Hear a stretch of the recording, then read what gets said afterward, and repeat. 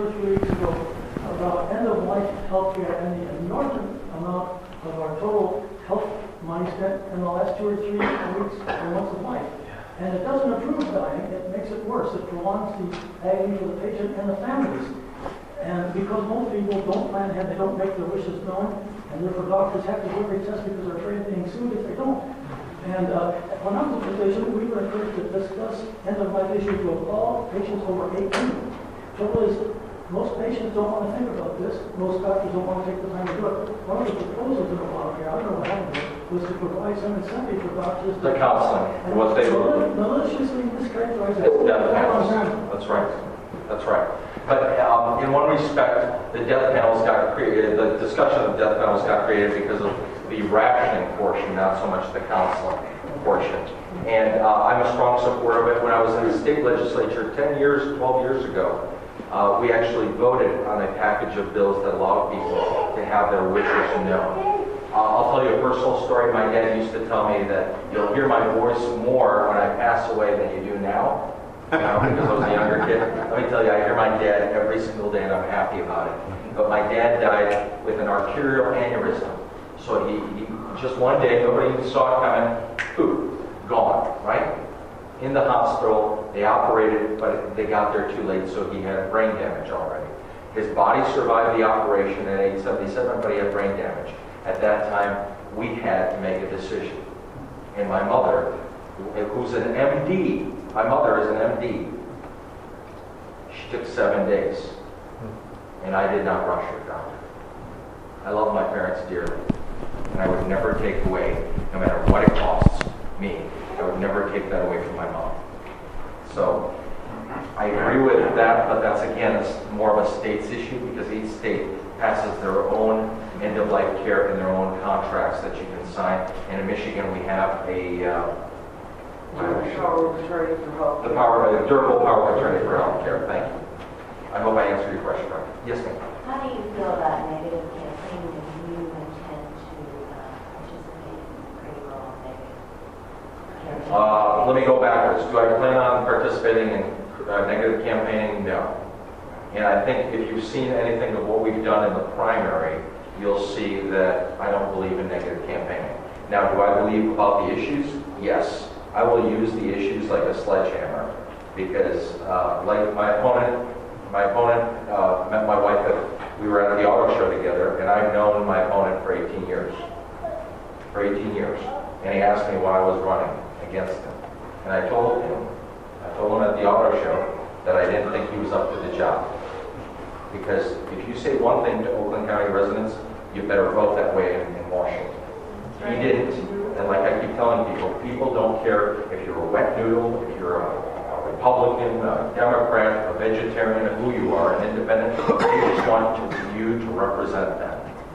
And the sad part about it is too many people leave here and they go to Washington and they're surrounded by their party elite. And the party elite tell them how it's going to be. Because this is the way power is doled out. And this is the way the money is doled out in campaigns.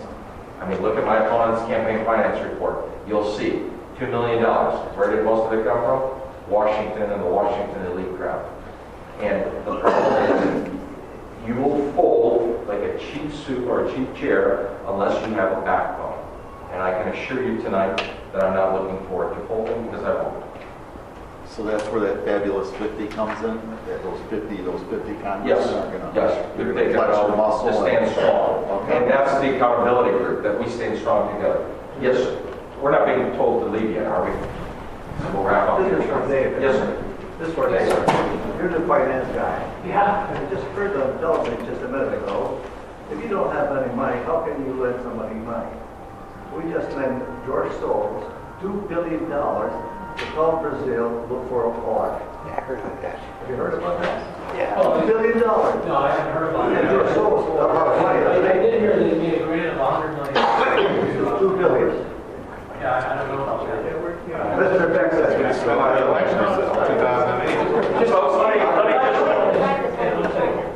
If I can add one thing in closing, to take the view, this election especially, because it's so serious in the magnitude of what we're dealing with economically, is that you take the attitude of President Abraham Lincoln in the Civil War. That you fire people until you find Sam Grant. I love it. Every level. I love it. Do that.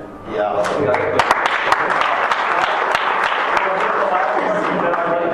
you don't mind. Yes, sir. All right, good. We've asked you a lot of questions, but I would like to hear more from you, just like your thoughts on, you said reducing the size of government. I'd like to hear taxes, both individual and business taxes, and what, your thoughts are on getting this economy going. The best way to increase or improve the economy is by lowering taxes and giving stimulus to the best people. Not AIG, not Goldman Sachs, not Wall Street, then coming back and saying, oh, Wall Street, we did you wrong, we're going to create all this Wall Street reform, and then give small business, and yes, loans and small business loans, it's tough to get a loan if you're a small business. Well, it's also tough to get a mortgage if you're buying a house these days, right? Or refinance, absolutely. But we don't need to go more into debt. What we need to do is allow people to keep more of what they make and what they have, and they will stimulate the economy. They will pay off their obligations. They will stimulate the economy as well. And last but not least, I'm strongly in favor of eliminating the estate tax. I'm strongly in favor of eliminating the capital gains tax. All the way. What about dividend I do tax? not believe, just like Canada. By the way, we talk about Canada. Canada's so great with universal health care. Why don't we follow them with their tax policy? Because in some respects, their tax policy is a lot better in some cases than we have here. They don't charge capital gains, zero tax on capital gains in Canada. So yes, I'm for the elimination of capital gains taxes. And last but not least, I don't believe in sunsetting. Taxes that are sunset is garbage. It's political Washington two-steps. It's the Potomac two-steps. No more sunset. Either you're for it or you're against it. And if you want to bring it back, then vote for it or against it. Don't sunset it every 8 years and vote on it every 8 years. Check the temperature of social combat. But wasn't that the only way that Bush got his through, was to sunset? Yeah, but that's because we don't have enough people with backbone. All right, amen. What about dividend taxes? Folks, I've got to wrap it up because we're about to get kicked out. I'm going to stick around a little bit, and I'm going to walk out also. I'll be here for a little while after if you want to talk to me personally. But what I'm asking you to do is this. This is a very important thing. And you're not taping me, right? You're not? Okay. All right. Is that the spot? Is that? Well, I'm going to ask, because if anybody's taping me, I'm going to ask you to turn it off right now. I'm going to be polite and ask anybody that's taping us to turn it off. Because what I'm about to ask you is something very, very important that I hope that my opponent never figures out. And that is that elections are not won by money from Washington. Elections are won by every single one of you sitting in this room. I'm going to ask you to talk to your neighbors and relatives, your friends, anyone that lives in the 9th Congressional District, all those cities I mentioned at the beginning of tonight. If you even remotely like what you heard today, I'm going to ask you to get involved. Grab one of these flyers. On the back, there's a volunteer card. Fill it out. If you jump on a website, it's RockyWorksForUs.com. It's real easy. RockyWorksForUs.com. Can you repeat it once with me? RockyWorksForUs.com. It's an easy website. Jump on there. You can fill out a volunteer card. You can contribute. You can participate.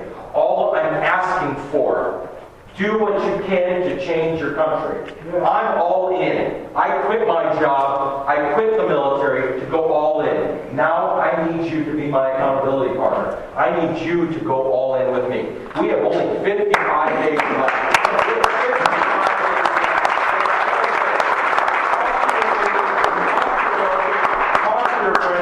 Be it $5 or just putting up a yard sign or coming out to help us at the campaign headquarters. No matter what it is, all I'm asking for is just do something to get us over this hump. And talk us up to your friends and relatives, because let me tell you, $2 million will make me look pretty bad if we're only charging up a hill.